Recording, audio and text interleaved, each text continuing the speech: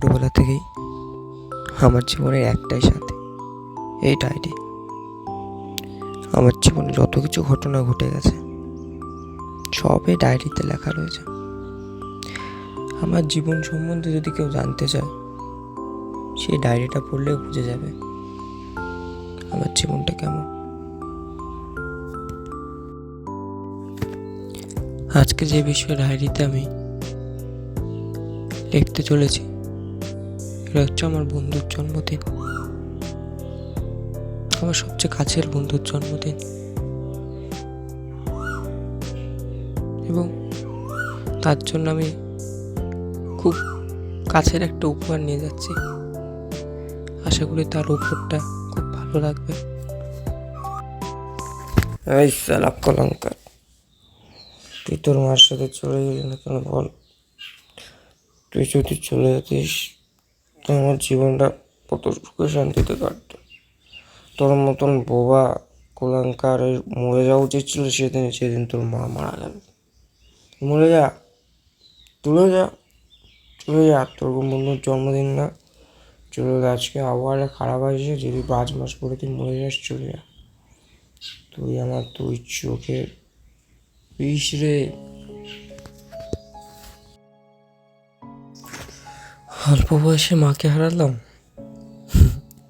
তারপরে ভাগ্যে তো কথা নেই। আমার দুঃখ কষ্ট যেন শব্দহীন। যাই হোক, এসব ভেবে লাভ নেই। আজকে তো একটা শুভ দিন, আমার বন্ধুর জন্মদিন, আমাকে যেতে হবে, রাতে যেতে হবে। সত্যি বাইরের আবহাওয়াটা বড্ড খারাপ, প্রচণ্ড ঝড় বৃষ্টি হচ্ছে।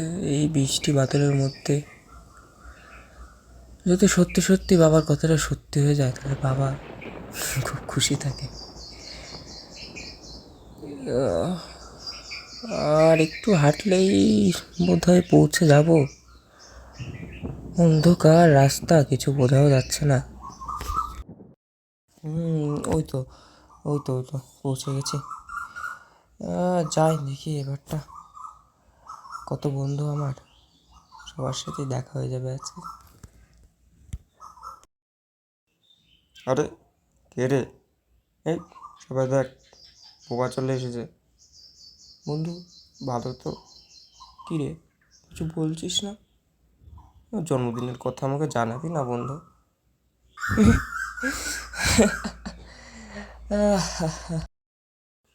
ছোটোবেলা থেকে কাছের মানুষগুলি এমনই পেয়েছি। বললাম না, সবচেয়ে কাছের বন্ধু। আজকে আমার জন্মদিনে ডাকা কিসের জন্য জানিস? এই যে রিয়াকে দেখতে পাচ্ছিস, আরে যাকে তুই ভালোবাসতিস রে বোবা, কি করা যাবে, তুই তো শব্দহীন বোবা, কিছু বলতে পারিস নি তাকে। সে আমাকে ভালোবাসে, আর আজকে আমার জন্মদিন, তার জন্য সেই খুশির সংবাদটা তোকে জানাচ্ছি। আর কিছুদিনের মধ্যে আমাদের মধ্যে হয়তো বিয়ে হয়েছে, বড় বড় অক্ষরে লেখা থাকবে রিয়ার সাথে রাঘবের বিয়ে। তোর আমাদের বিয়েতে আসবি তো তুই? তোকে নিমন্ত্রণ করলাম কিন্তু। বাবা, হাতে ওটা কী রে? জন্মদিনের গিফট নাকি? দে দে দে দে, দেখি কি জন্মদিনের গিফট। না, আমি খুলবো না। তুমি যাকে ভালোবাসতে, প্রিয়া, জন্মদিনের কোড গিফটটা খুলতো, দেখ তো কী দিয়েছে। সালা বোবা, মার সালাকে, বোবাকে মার। সালা তোকে মেরে রাট পাট করে দেবো রে শয়তান। তো চলে তারা বড় লোকই মানুষ, হয়তো তার জন্যই আমাকে মেরে তাড়িয়ে দিল। এই সামান্য চিঠি হয়তো তাদের জন্য না, এই সামান্য জিনিস হয়তো তাদের জন্য না।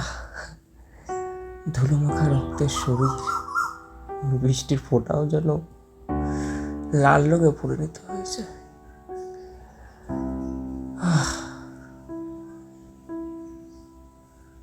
খুব চলছে হৃদয়, শরীরের বেদনা তো বহুত দিন ধরেই পাচ্ছি।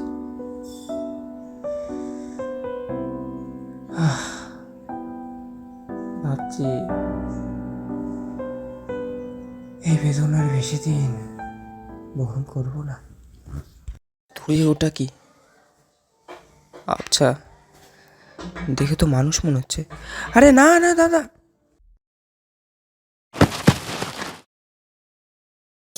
আমাকে মরতে দাও। আমার জীবনে আর কিছু নেই। একটা পরিবার ছিল, তাদেরও খাওয়ানোর আমার আর যোগ্যতা নেই। একটা কোম্পানিতে কাজ করতাম, আমাকে বিনা কারণে তাড়িয়ে দিয়েছে। এখন আমার পরিবার আমার জন্য বাড়তি একটা বোঝা। আমাকে ছেড়ে দাও, ছেড়ে দাও আমাকে, আমাকে মরতে দাও। আমার অবস্থা এরকমই, অসহায়। কি হলো, তুমি কিছু বলছো না? তুমি কথা বলতে পারো না? আমার কাছে একটা খাতা আর একটা পেন রয়েছে, তুমি এখানে লিখে তুমি কি বলতে চাও বোঝাতে পারো? কি তোমার মা নেই? আর বাবা?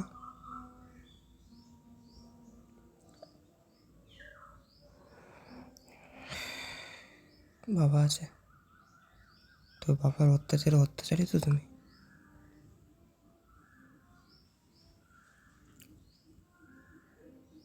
আমি কি সে কাজ করতাম? আমি আমি একটা মুখোশ বানানো কোম্পানিতে কাজ করতাম। ওখানে নানান ধরনের মুখোশ বানানো হয়। কি, তোমাকে সে মুখোশের কোম্পানিতে তুমি কাজ করবে সেখানে? আচ্ছা,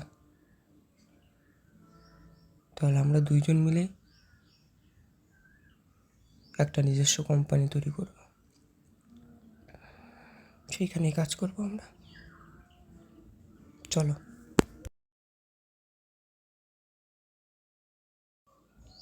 আজকে আমি খুব খুশি। আজকে আমি প্রথম আমার বাবার জন্য কিছু টাকা রোজগার করছি। আমার বাবা আর আমাকে কোনোদিন বাবা বলবে না, কোনোদিন না। আজকে আমার বাবা আমার জন্য খুব খুশি হবে, খুব খুশি হবে। যাই, তাড়াতাড়ি বাড়ি যাই।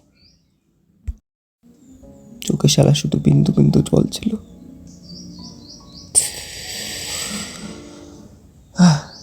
এতদিন যার জন্য ভেবেছিলাম কিছু করব, কিছু আনবো, সে আমার কোনোদিন আর বাবা বলতে পারবে না। সেই শালা চলে গেল। বাবা তো ছিল, যাকে বাবা বলে ডাকতে পারতাম, সেও থাকলো না, সেও থাকলো না আমার সাথে।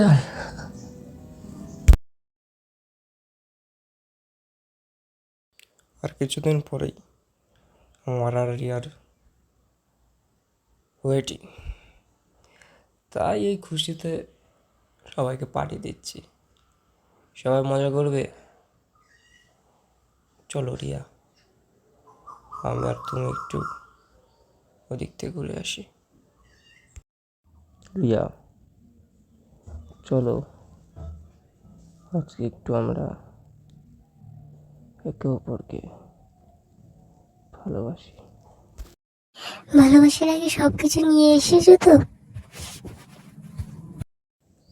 সব কিছু নিয়ে এসেছি, তোমার এই নিয়ে কোনো টেনশন নেই। দাঁড়াও, তার আগে আমি একটু বাথরুম থেকে আসি। বাথরুমে গিয়ে কিন্তু পড়ে এসো না, আমি নিজে হাতে পড়িয়ে দেবো। দাঁড়াও, আসছি আমি, দাঁড়াও একটু ওয়েট করো। রাঘব, তুমি এত তাড়াতাড়ি চলে আসলে? আসো আসো, কাছে আসো আমার।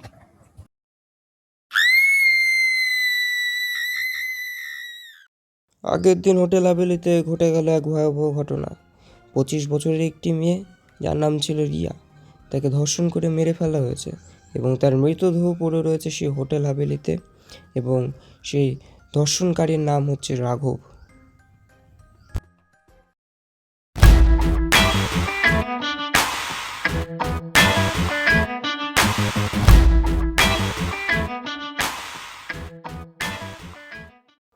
তাহলে ভাই তোমার তো অর্ধেক কাজ শেষ হলো।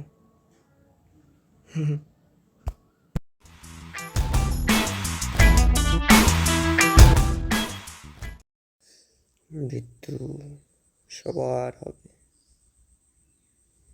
কখনো রাঘব সেজেছি, কখনো চাকর সেজেছি, মুখোশের আড়ালে আমি হত্যা করেছি। হত্যা নয় প্রতিশোধ কে বা জানে, অবশেষে আমি তাদের মেরেছি। মনে পড়ে যেদিন মারা যায় বাবা আমার, সেদিন কত কেঁদেছি। আসলে কি কেঁদেছি? চাকর সেজেছিলাম সেই রাতে, বাবা তো বসেছিল বোতল হাতে, ঢক ঢক করে গিলছিল মদের ফোয়ারা। আমি কি একটু মিশিয়ে দিয়েছি বিষ তাতে। খাওয়ার পর ছটপট ছটপট করে দেখতে চাইছিল মুখ আমার, মুখোশ খুলে দেখে এ তো বোবা ছেলে আমার। এতদিন মনে নেই ছেলেকে যখন পিটতিস, আজ কেন মনে পড়ে ছেলের কথা।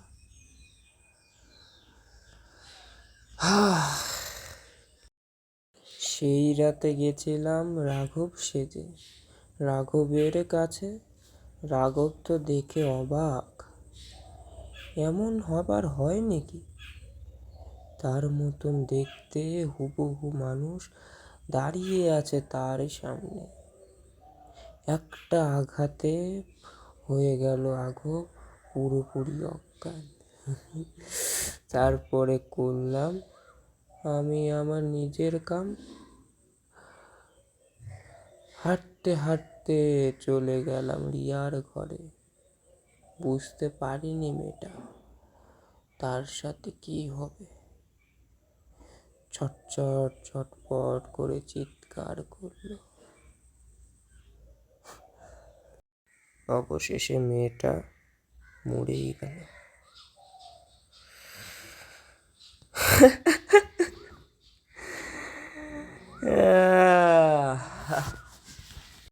কি ভাবছো? দেখে আমাকে বড্ড শয়তান মনে হচ্ছে বলো? আমি শয়তান নই। সেদিন আমার মাও কেঁদেছিল।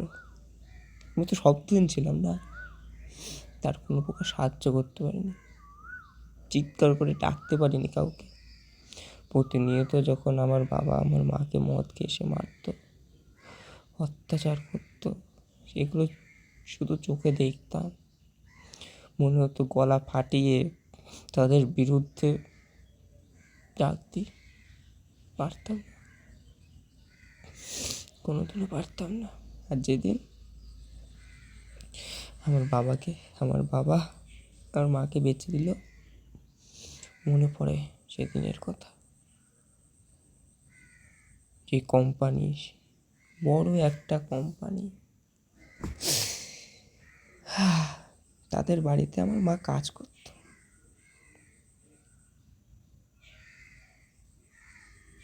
সে কোম্পানির মালিক আমার বাবার কাছে একটা চিঠি লেখে। চিঠিতে শুধু রয়েছিল বাজে বাজে কিছু কথা। আমার বাবা পড়ে, বাবাকে কিছু অগ্রিম টাকা দেওয়া হয়। সেই টাকার জন্য আমার বাবা আমার মাকে বেঁচে দেয়। মাও রিয়ার মতন চিৎকার করেছিল। ছোট্ট মেয়ে রিয়া বলে আমার বাবা যা চায় তাই হবে। আমার মায়ের মুখে লাথি মেরে আর শেষ রিয়ার বাবা আর মাকে টানতে টানতে ঘরের মধ্যে নিয়ে যায়। তারপরে মার সাথে যা হয়েছিল আমি ঠিক রিয়ার সাথে তাই করেছি। সহ্য করতে পারিনি না, গলায় দড়ি দিয়ে মরে যায়। চোখে চোখের সামনে আমার শুধু মরার আগে একটা কথাই বলেছিল, সবার প্রতিশোধ নিবি ছেলে আমার, নিচ্ছি মা প্রতিশোধ। আর একজনই আছে, তাকে মারলেই আমার কাজ শেষ।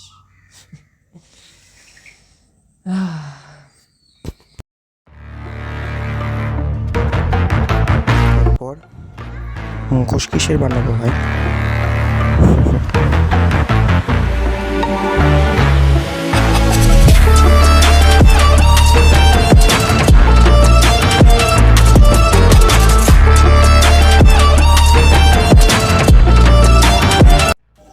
আমার ছোট্ট মিডিয়া, তার মৃত্যু হয়ে গেল। রাঘবকে তো আমি ছাড়বো না।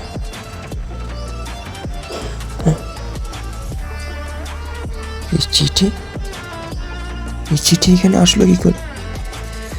না না না, এই মৃত্যুর জন্য রাঘব নয়, এই মৃত্যুর জন্য অন্য কেউ দায়ী। আমি বুঝতে পারছি সে আমাকেও মেরে ফেলবে। না না, এরকম করলে চলবে না। আমাকে শীঘ্রই আমার প্রোটেকশনের জন্য পুলিশ ডাকতে হবে, শীঘ্রই।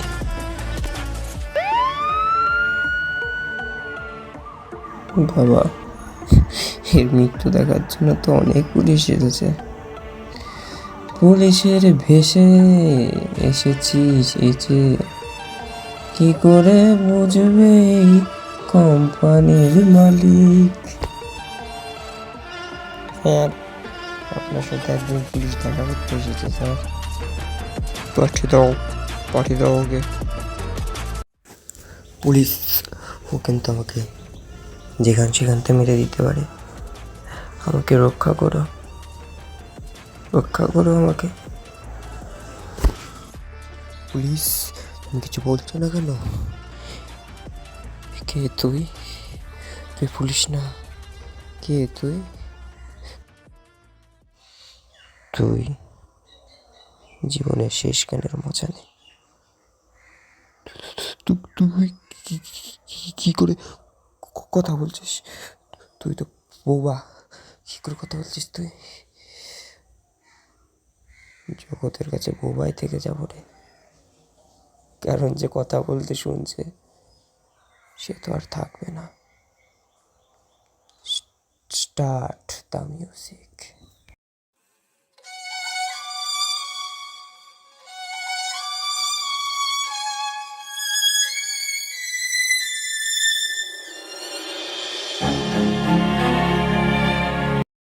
মৃত্যুকে ভয় পাস? ছেড়ে দে ভাই, তুই ছেড়ে দে আমাকে, তুই ছেড়ে দে। আমি তোকে অনেক টাকা দেবো, কোটিপতি হয়ে যাবি রে। ছেড়ে দে ভাই। যদি তুই আমাকে মাকে ছেড়ে দিতিস, আমার মাও একটা নতুন জীবন শুরু করতো রে। তুই কি করেছিস? প্রতিশোধ তো আমি নেব।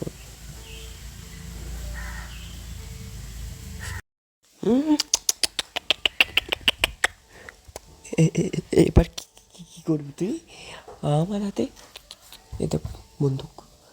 প্রতিশোধ, প্রতিশোধ তুই নিতে পারবি না। একটা গুলি তুই শেষ। কি করে প্রতিশোধ নিবি তুই?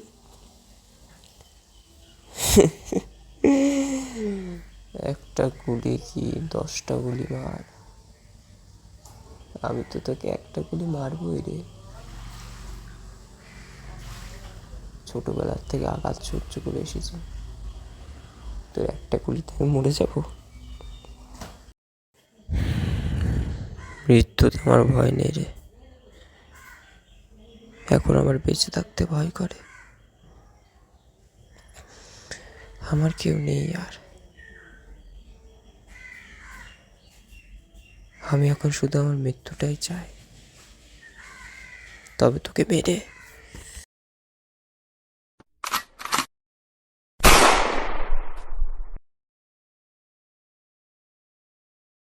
তোমার প্রতিশোধ তো শেষ বন্ধু। এবার কি চাও? হ্যাঁ, আমার প্রতিশোধ শেষ।